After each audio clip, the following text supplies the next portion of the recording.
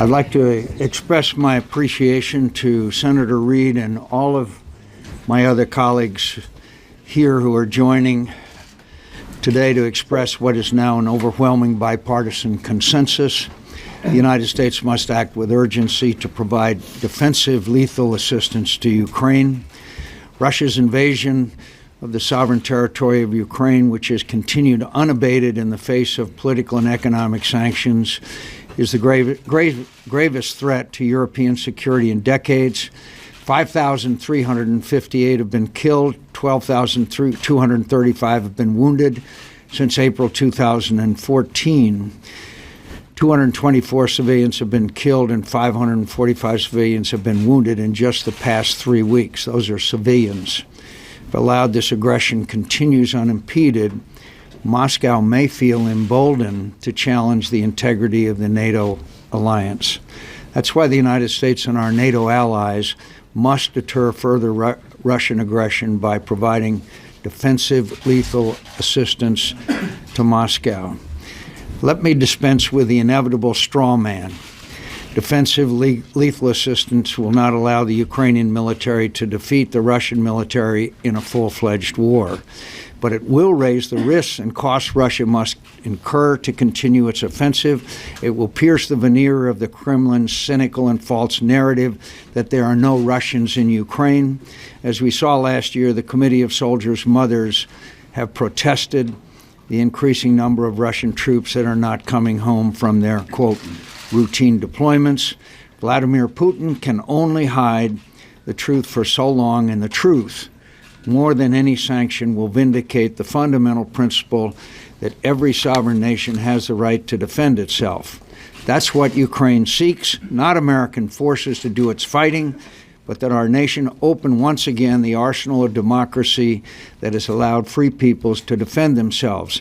And here in the United States, and here today, is broad bipartisan consensus that it's time we do just that. I will conclude with the words of a report issued this month by the Brookings Institute, the Atlantic Council, and the Chicago Council on Global Affairs, authored by, among others, Michelle Flournoy, Admiral James Stavridis, and 2 former ambassadors to Ukraine. And I quote, "Assisting Ukraine to deter attack and defend itself is not inconsistent with the search for a peaceful political solution. It is essential to achieving it.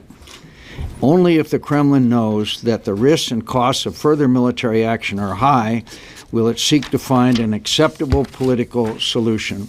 I want to thank my friends who are here today, who have been involved and care about these people who are far away in a distant land, who are being slaughtered as we speak by an individual who seeks to restore the Russian Empire. United, we believe we are speaking for the overwhelming majority of the American people. Senator Reid. Thank you.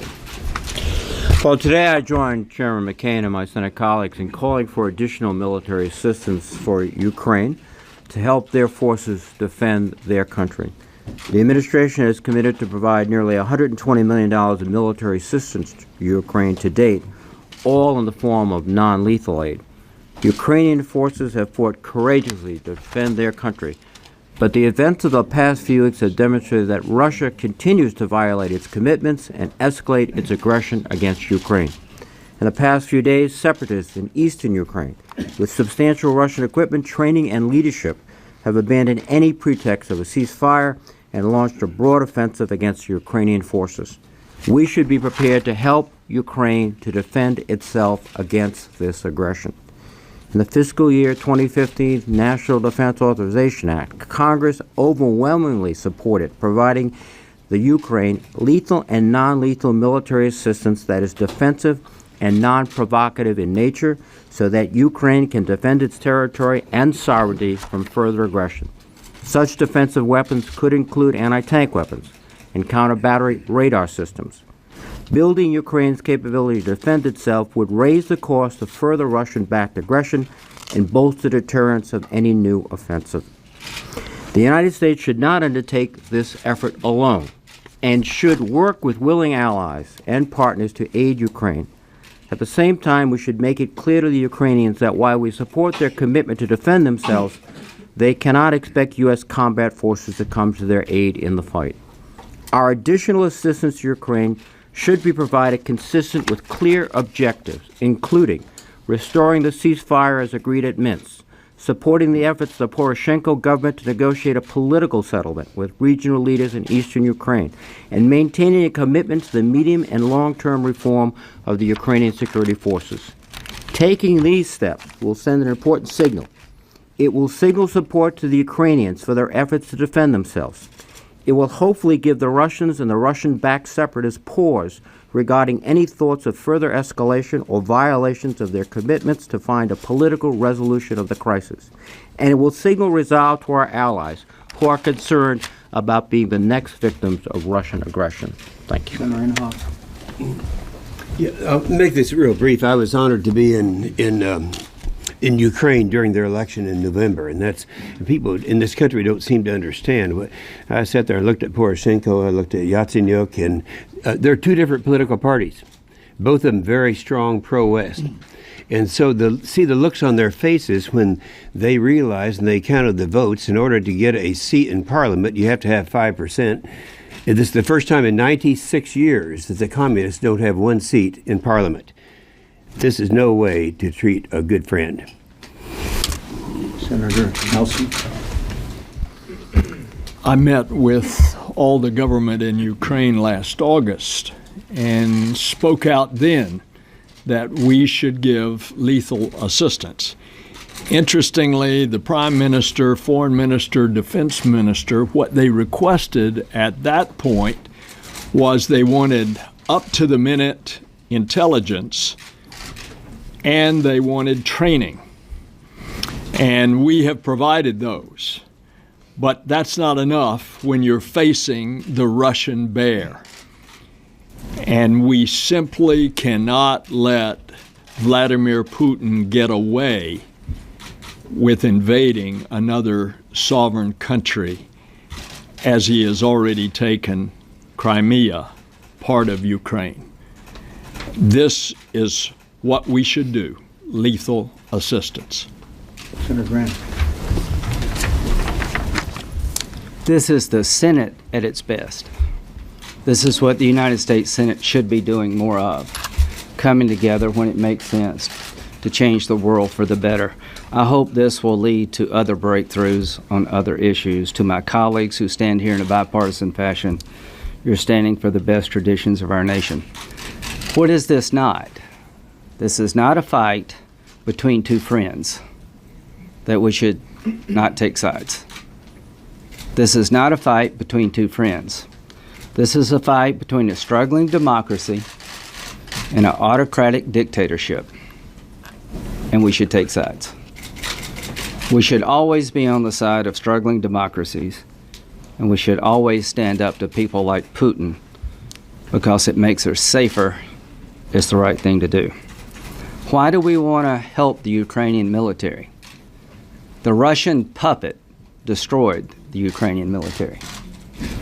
Russia, through Ukrainian agents, destroyed the ability of this country to defend itself. It is up to those who believe in struggling democracies to stand up and be counted and do the very basic thing that's required of a friend. Give you the tools to help yourself.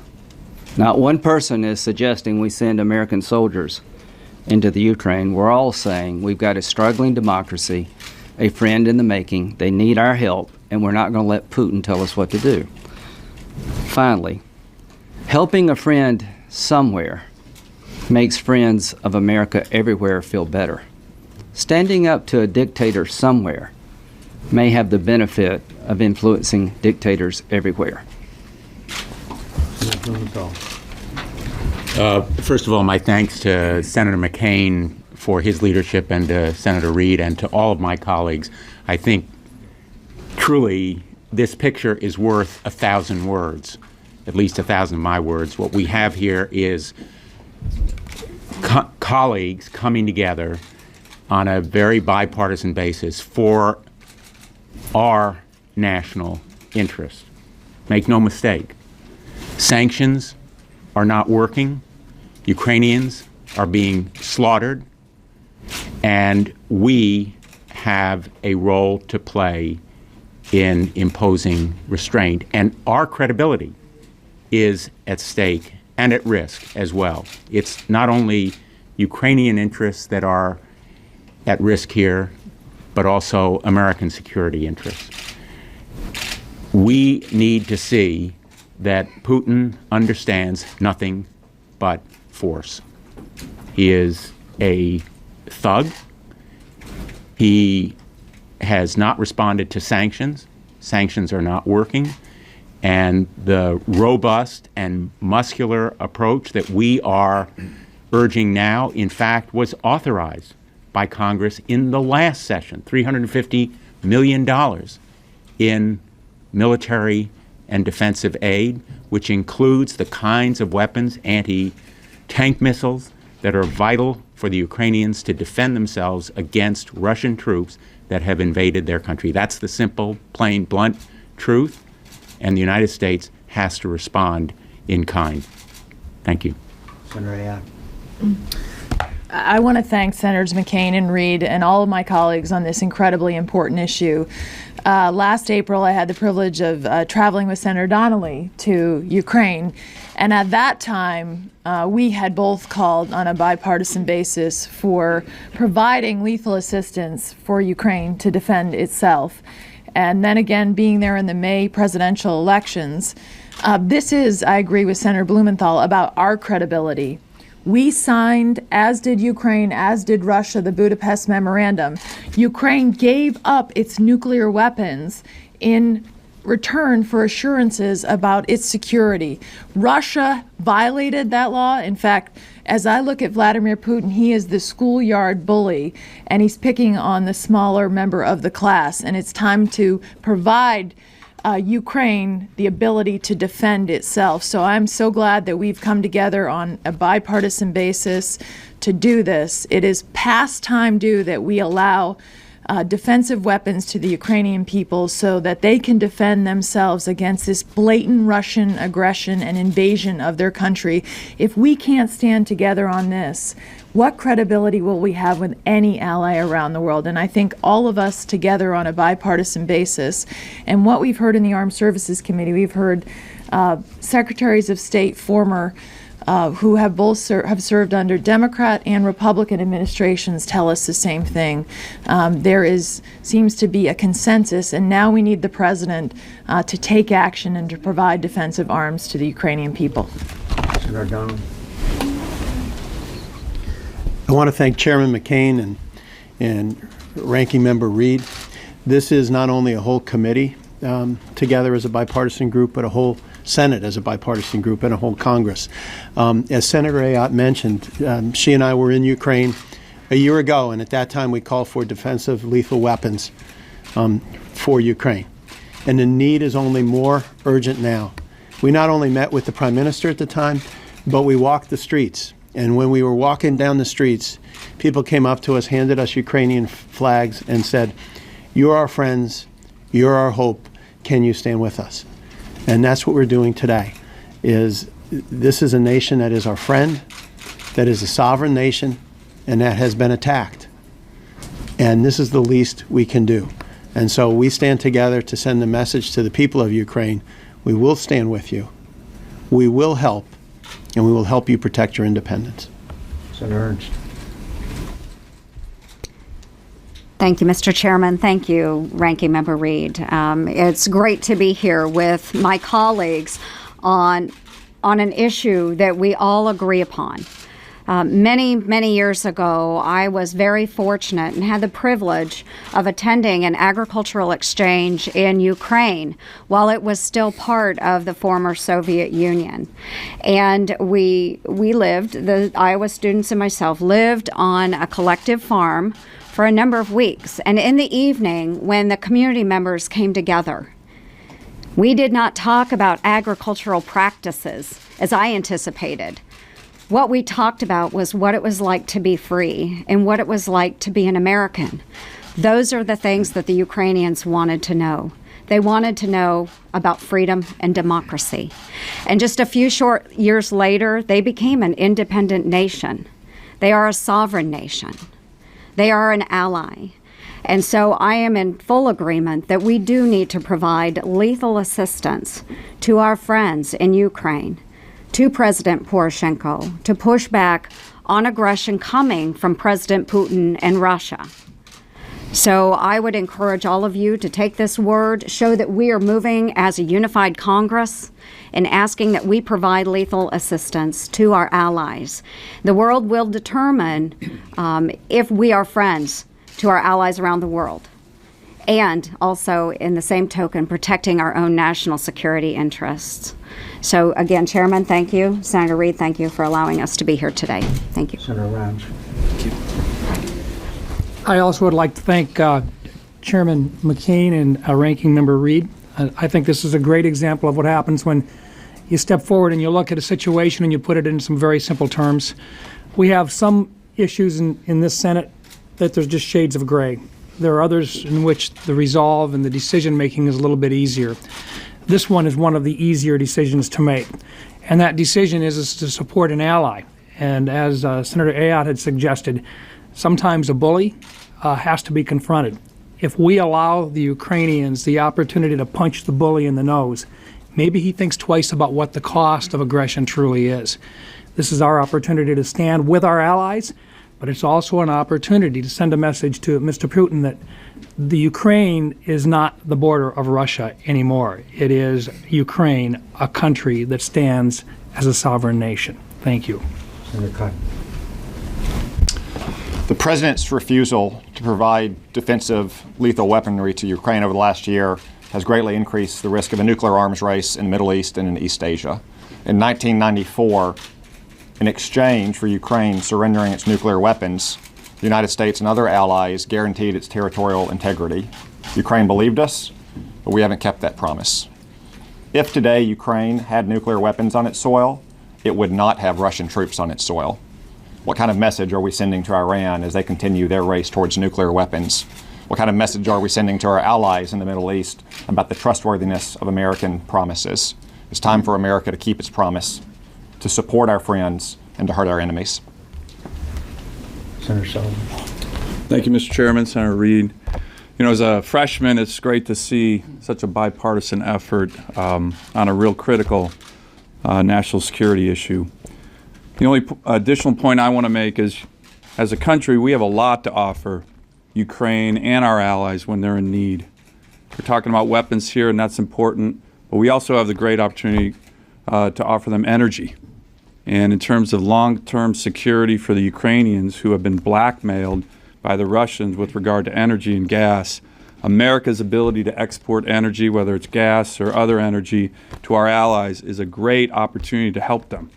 And I think that's something we also need to be looking at in terms of this Congress to help our allies like Ukraine.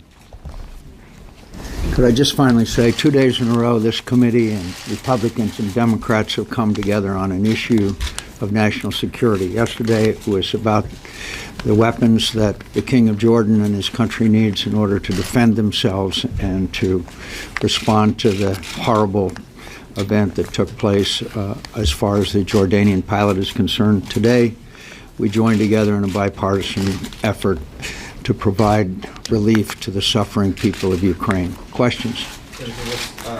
What's the practical result of this? Is there legislation afoot? Are you just asking the White House to timely act, or are you going to... We're asking in a bipartisan fashion, but we'll be looking up at marking up legislation that calls for it again.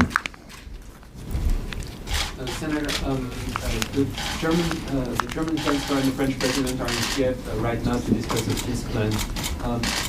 What do you think of that? And they seem to be opposed to sending arms to Ukraine. How would it feel for the U.S. to send lethal assistance despite European opposition? Well, first of all, I'm hopeful that the Germans, under German leadership, that the Europeans will come around and be much more active in support of Ukraine. Frankly, I'm not overly optimistic as long as they are dependent on Russian energy, and they've been a huge disappointment to me. They Their actions recently have been reminiscent of the 1930s, but we will continue to hope. Let me just emphasize 2 points that have been made by my colleagues. First, on a unanimous or bicameral, bipartisan basis in the last defense bill, we authorized this shipment of defensive lethal weapons to Ukraine, and we're just simply reiterating that today. Second, I think the hope of all of us is that this step will re-energize the political process, and that there will be a respect for the ceasefire, and also help to the President of the Ukraine to deal with the political issues. And I think those 2 points have to be emphasized. Yes. If you write new legislation, are you going to revise the type of equipment that you think is most critically needed for Ukraine? I don't think we need to get that specific. Everybody knows what they need. Right now they have no ability to counter a Russian tank.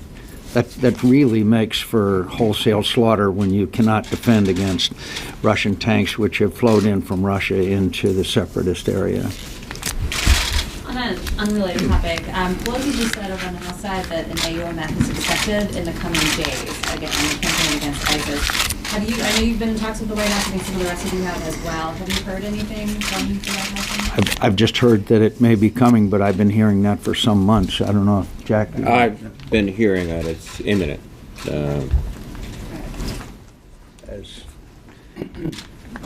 Any more? Yeah, Senators, I mean, some of what you're talking about here is starting to sound a little bit like the old sort of proxy war between Russia and the United States. I'm wondering if you have any concerns about escalations, and also it sounds like a fairly substantial investment in terms of cost. Do you address either of those?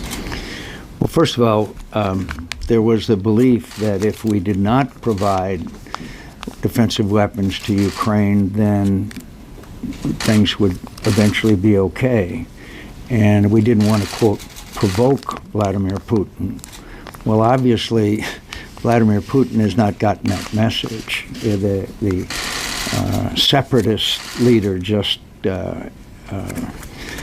reneged on the Minsk agreement, what was left of it, and over a break period, General Breedlove, our head of NATO, indicated there was significant movement of Russian arms, equipment, and people into Ukraine. We're frankly at the end of the line here. You just can't stand by and watch people being slaughtered with superior equipment. Blankets don't do very well against tanks. So some of us believe, maybe not all of us, but we all are united in this belief, but that the price, as a number of my colleagues said, that Putin might pay for further aggression might be the deterrent that we're looking for. If he thinks he's getting away, literally with murder, then I think he may be encouraged to do so. Finally, history shows that when dictators have domestic difficulties, as clearly the Russians have today, quite often they are more likely to commit outside aggression than they otherwise would have been, obviously to divert the attention of their population. So just on the cost, do you have a cap on what the country should be willing to spend to do this sort of arming, and how long it should last? I have no idea. Well, I think the key here is to give the Ukrainians the ability to defend their territory, and also to move back to a political solution. That's the key. The Ukrainians are calling up more troops. They are determined to protect their sovereignty and their nation. And we hope that with this support, they can do that, and ultimately this will be a political solution that will be between the parties who are now contesting each other. Anybody else want? Could I also add, too, I think the other consideration we have to take into account here is how our allies feel in the Baltics. And so if Putin feels that he can move without any consequences, because clearly the sanctions aren't stopping him, then what's his next step? And I know there's a lot of fear in the area, and that is very costly. Not only do we want him to respect the sovereignty of Ukraine, but of all of the countries in that region, and they're very concerned about it, our allies there. And so it's very important that we do this not only for Ukraine, but for our allies in the region. Add something to that. When I left the Ukraine, I went to Lithuania and met with the president. And it's exactly what Senator Ayotte has said. They are scared to death because not only is Russia right on their border, they also have substantial Russian-speaking populations in each of their countries. And so what they fear is the kind of head fake that Putin used in eastern Ukraine, using the Russian-speaking population as an excuse to come in because of some trumped-up charge that they were being discriminated against in that particular country. And the fear is very real in the Baltics. So you had asked about the cost, and Senator Ayotte mentioned the Budapest Memorandum. We gave our word. And what is the cost, if we don't keep our word, that we will be there to protect our friend? And that brings us to what Senator Nelson was just saying, is that everybody in the region is scared to death, is afraid of what Vladimir Putin is going to do. And if at some point we don't stand up for our friends, I think it will only get worse. Thank you very much. Thank you. Thank you, Jen. Thank you.